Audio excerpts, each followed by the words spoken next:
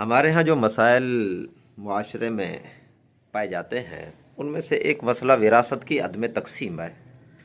ہمارے ہاں وراثت کو فوری طور پر تقسیم نہیں کیا جاتا،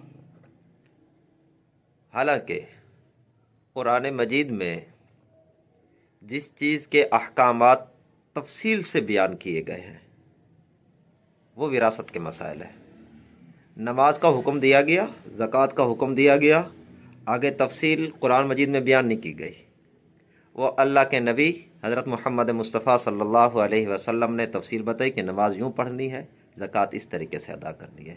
لیکن وراثت کے جو مسائل ہیں، کس کا کتنا حصہ ہے، وہ قرآن مجید نے بھی تفصیل بیان کیے ہیں، اور ہمارے ہاں سب سے زیادہ کوتاہی بھی وراثت کے مسئلے میں کی جاتی ہے۔ فوت ہو جاتے ہیں، سالہ ہا سال تک وراثت تقسیم نہیں کی جاتی۔ اس کے نقصانات کتنے ہیں، بے تحاشا ہیں۔ سب سے بڑا نقصان یہ ہے کہ 15 سال 10 سال 20 سال کے بعد جب وراثت تقسیم کی جاتی ہے، وہ اس وقت کی جاتی ہے کہ پھر جب لڑائی کی نوبت آ جائے، آپس میں بول چال ختم، قطع رحمی شروع، لڑائی جھگڑے شروع، قتل و قتال تک بھی، قتل و غارت تک بھی نوبت چلی جاتی ہے۔ پھر وراثت کے مسائل میں اگر فوراً تقسیم کی جائے تو یہ مسائل نہ بنے۔ اور پھر وراثت میں یہ بھی ہوتا ہے کہ بعض سارے شریک ہوتے ہیں، چونکہ جو ورثاء ہوتے ہیں اس میں دادے دادی کا حصہ بھی آ جاتا ہے، ماں کا حصہ بھی ہوتا ہے، بہن بھائیوں کا حصہ بھی ہوتا ہے، باپ کا بھی حصہ ہوتا ہے، بہت سارے لوگوں کے حصہ ہوتے ہیں، شریک ہوتے ہیں اس میں۔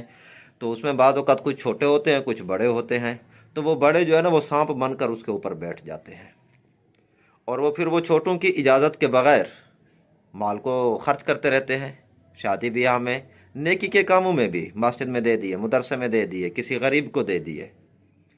حالانکہ چھوٹوں کی اجازت اگر وہ دے بھی دیں تو ان کی اجازت معتبر نہیں ہے، اور ہمارے ہاں تو کچھ کیا بھی نہیں جاتا۔ بڑے کی مرضی ہوتی ہے کہ وہ جہاں بھی خرچ کر دے، جہاں استعمال کرتا رہے، تو یہ تو ناجائز ہے، یہ حرام ہے۔ اس لیے وراثت کے مسئلے میں کوتاہی نہ کی جائے۔ جب کوئی فوت ہو جائے تو اس کی تجہیز، تکفین، قرض کی ادائیگی اور وصیت کے نافذ کرنے کے بعد جو مال بچ جائے، اس میں سب سے پہلا جو کام ہونا چاہیے وہ وراثت کی تقسیم ہونا چاہیے۔ وراثت تقسیم کر لی جائے، پھر اس کے بعد مشترکہ کام کرتے رہیں۔